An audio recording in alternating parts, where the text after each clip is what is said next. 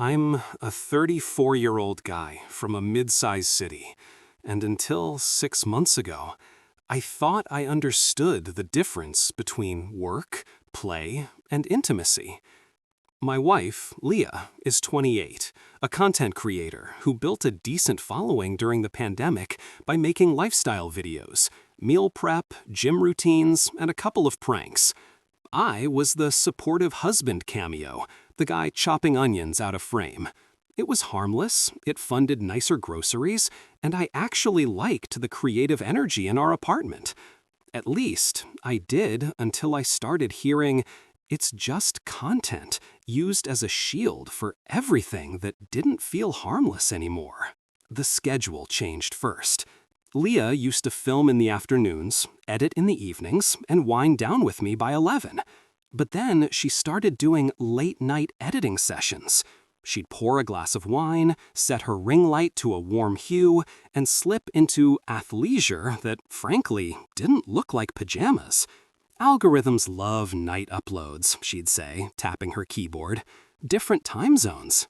I'd kiss her goodnight and go to bed alone. At 1 a.m., I'd hear muffled laughter from her office, the heavy clack of the mechanical keyboard I bought her for Christmas, the squeak of a chair.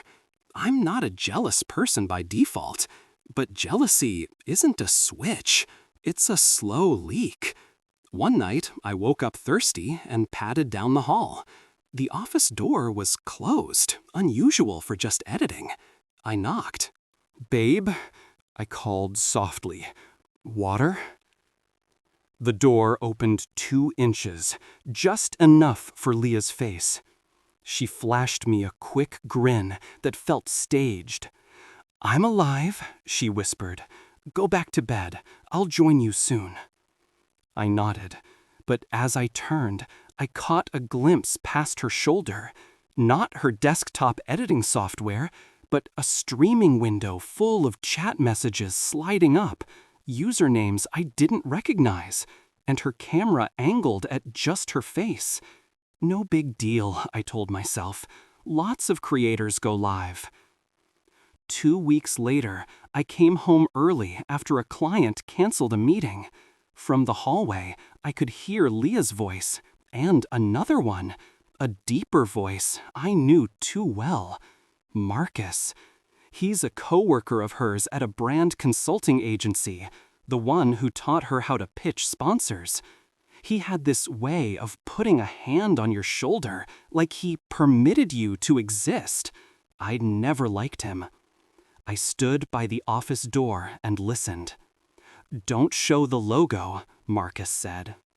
Leah lowered her voice, so I had to press my ear to the wood. I know, we're careful." Careful? What? I pushed the door open. They both looked up. Leah in a fitted crop top, Marcus in a hoodie, cap pulled low. They were standing too close over her laptop, grips mirroring on the desk edge like magnets. They jumped apart. My stomach did a slow roll. "What's up?" Leah said too brightly. "We're just brainstorming." Marcus gave me that shoulder pat smile. "Hey, man." I was polite. I'm almost always polite. I told myself nothing happened. But that night, the squeak of the chair became the sound of a boundary bending. Things escalated in quiet ways. Our joint account started bleeding. A $399 charge labeled Social Boost. $89 here for Creator Tools. A $1,240 payment to OF Services LLC. The OF stuck like a splinter in my brain. I'm not naive. I know what that usually stands for. When I asked Leah, she didn't look up from her phone. "It's just content," she said. "Behind-the-scenes stuff, paywalled tutorials, more intimate access for superfans. It pays well, and it's still PG compared to what's out there. Don't make it weird." "Then why didn't you tell me?" I asked. "It's our money." She exhaled like I'd made her spill coffee. "Because you always overreact." The word always hit me like an accusation I couldn't disprove. I dropped it, but I started saving receipts, screenshots, payout statements that popped up in our shared banking inbox by mistake. $7,840 in one week, $12,316 the next. The money wasn't the problem. The secrecy was. Or maybe that's what you tell yourself when you're not ready to admit the problem is both. One Saturday, while Leah showered, I sat at her desk and opened the editing drive we both used. The folder names were innocuous: Q3 sponsors, live highlights, clips backlog. But nested inside a folder called tax docs, I found a subfolder named drafts. Inside were videos with titles like Red Dress BTS, Hotel Teaser, and Marcus Collab. I could have closed the folder. Instead, I clicked. The narration opened on a frame of a city skyline through sheer curtains. Leah is in a red dress, looking back at the camera. A male hand, Marcus's, I recognized his leather band watch, appeared from off-screen and traced the air near her shoulder. The camera panned down to their legs as they stepped toward the bed. It cut before anything explicit, but it didn't need to show more. The context was the betrayal. The audio captured Leah laughing, "Don't show the logo," and the same chuckle I'd heard weeks ago. I paused the video and stared at the reflection of my face in the dark screen. I wasn't crying. There's a kind of numbness that feels like metal cooling. No sound, just contraction. I took screenshots, file names, timestamps, and the payment statements. I scrolled through chats on her creator dashboard she'd left open. Fans tipping to see more with your coworker. My throat closed. There are some sentences you read that you can't unlive. When Leah came back in a towel, she saw me at the desk and froze. "Why are you on my drive?" The narration so she could see. Her face cycled through shock, defiance, then a practiced calm. "It's just content," she said softly. "It's role play. We didn't actually—" "Don't," I said, barely above a whisper. "Don't make me the idiot in my own home." She clenched her jaw. "I'm doing what creators do. You want the truth? People want fantasy. They pay for it, and I'm good at building it." "With our marriage?" I asked. She wrapped the towel tighter. "It's business." We didn't talk for a day. She slept in the office. I slept with a silence so loud it rang. On Monday, she scheduled a Q&A live, addressing rumors stream. She told me over coffee that she wanted to get ahead of gossip. "People twist things," she said, not looking at me. "I'll explain its performance." "Is Marcus going to be there?" I asked. She didn't answer. At 9 p.m., the ring light's glow leaked under the office door. I stood in the hallway, heart thudding, then did something impulsive. Maybe stupid, maybe necessary. I logged into her public stream on my phone and watched. The chat flew. She sat in a silky blouse, hair immaculate, the angle flattering but contrived. "Hey, loves," she purred.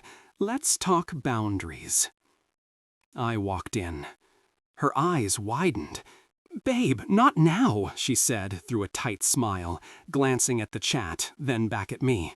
"We're live." I know. My voice sounded foreign, floaty. "Let's talk boundaries." The chat exploded. "Who is he? OMG, husband, drama time, grab popcorn." I stepped into frame and held up my phone, where I'd cued the screenshots.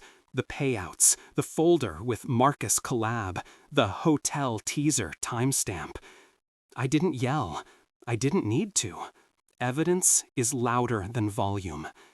This, I said, is not just content. This is us, our money, our trust. Leah went pale, then crimson. "You're violating my privacy," she snapped. "This is my business." It was our marriage first. The narration. She reached toward the camera as if turning it would turn back time. "Guys, I'm going to end the stream and talk to my—" "Leave it," I said. "Leave it so I don't have to be the bad guy alone." She froze. The chat turned feral and sympathetic at once. She's gaslighting him. This is staged. Poor dude. It's a prank, right? Drop the link. I hated the faceless chorus and needed them at the same time. Witnesses, if not jurors. Behind me, the office chair squeaked. The sound made Leah's mouth twitch, a tell she gets when she's cornered. "This was marketing," she said finally, voice steadying into her influencer cadence. "Yes, I collaborated with Marcus on some adult role-play content. We never—" A notification pinged on her laptop where her creator dashboard was still logged in. A tip came through with a message. "Worth every penny to watch your husband find out." Ch. The sound sliced the air in half. Leah closed her eyes. I left. That night, I checked into a hotel across town with nothing but a duffel bag and the folder of screenshots backed up to the cloud. I slept upright for an hour and woke up nauseous. The next morning, I called a lawyer. I wasn't a divorce guy, not in my self-image, but self-image is just wallpaper. Reality is the wall. The fallout was messy and public. Clips from the stream ripped across Reddit and Twitter under the tag #It'sJustContent. Her fans split into camps, half calling me controlling, half calling her a liar. The brand consulting agency placed Leah on indefinite leave. Marcus's photo disappeared from their website a day later. My mother called in tears. Her mother left me a voicemail accusing me of humiliating her baby. My boss offered me a week off. I took it. We met with lawyers in conference rooms that smelled like dry erase markers. Leah showed up in soft sweaters and flat shoes, a costume for innocence. She tried to reframe it. "We had different definitions of intimacy," she told the mediator, voice trembling. "I thought he understood creators." I looked at the table. The mediator nodded like a metronome. We negotiated assets, furniture, and the lease. The ring light was hers.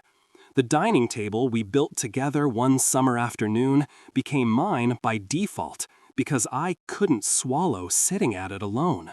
One night, when the anger had cooled into a heavy sadness, Leah texted, "Can we talk without lawyers?" I agreed. We met at a neutral coffee shop.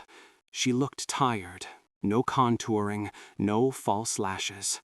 Just Leah, the person I loved before the camera turned her into a brand. "I didn't start this to hurt you," she said. "It happened by increments. People asked for more. I kept drawing the line and moving it. I told myself it was still pretend because that felt safer than admitting what I was risking." "What did you risk?" I asked. She swallowed. "You." I wanted to hate her, but hate is a blunt tool, and this required precision. "I could have forgiven the content if you'd chosen me first," I said. "Instead, you chose the audience." She nodded, eyes wet. "I know." We signed the papers a month later. The internet moved on to a new scandal. Leah rebranded. She posted a teary 3-minute video about boundaries and consent in creator relationships, framed herself as a cautionary tale, then quietly returned to producing. Marcus went private on all platforms. I moved into a 1-bedroom with an echoing kitchen and started therapy on Thursdays. Here's what I learned standing under ring lights and subpoenas. The phrase, "it's just content," is dangerous because it sounds like a boundary when it's actually a permission slip. It can justify anything if you say it with the right lighting and a confident smile. But the lens doesn't make an action less real, and a paywall doesn't make a betrayal less intimate. Money complicates honesty. Fame, micro or mega, gnaws at the same thing trust needs: patience. Sometimes I replay that night on the live stream, not as punishment, but as a reminder. I didn't scream. I didn't beg. I held up the truth and let it be seen. It cost me a marriage and saved me from becoming someone who looked away because the lighting was flattering. The narration, if I'd tell someone in my position, I'd say this: get curious early, not accusatory. Ask the questions before the folder gets created. Decide together what content will never mean and write it down like an oath. Because love can survive embarrassment and even a little public outrage. What rarely survives is a moving line drawn in secret. I still chop onions at night just for me. The studio ring light sits in Leah's new place somewhere, I imagine, warming scenes I don't watch. In my apartment, I use the overheads, unflattering, honest, bright.